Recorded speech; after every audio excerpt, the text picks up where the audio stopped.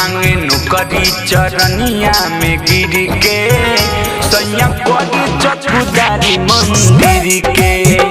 माई माई हे दुर्गा माई मांगे नौकरी चरनिया में गिर के सैया करी चौकीदारी मंदिर के। रौरा सेवा में मैया बाला गो 9 दिन सेवा भूखल पियासल। रौरा सेवा में मैया बाला गो 9 दिन सेवा भूखल पियासल। माई माई हे दुर्गा माई मांगी नौकरी चरनिया में गिर के सैया करी चौकीदारी मंदिर के।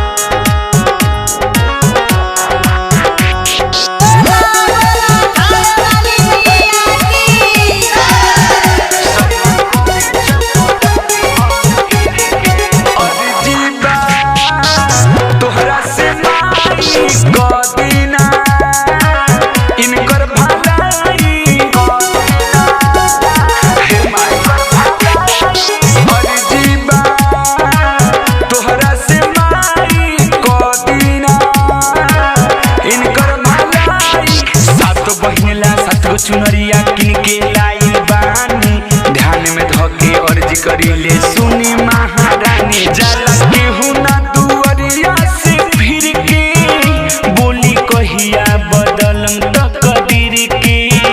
माई माई हे दुर्गा माई मांगे नौकरी चरनिया में गिर के सैया करी चौकीदारी मंदिर के।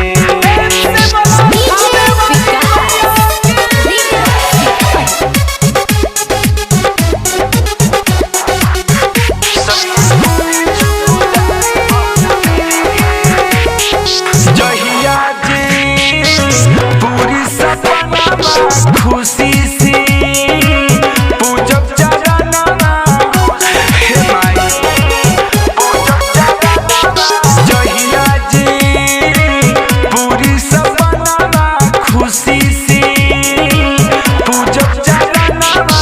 दुआरा बोला के सन सजा के पूजा करवाइले मीठ मिसाइल सुखल बेल से गीतिया गवाई। बंद कदी ना अखिया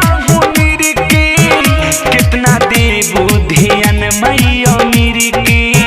माई माई हे दुर्गा माई मांगे नौकरी चरनिया में गिर के सैया करी चौकीदारी मंदिर के।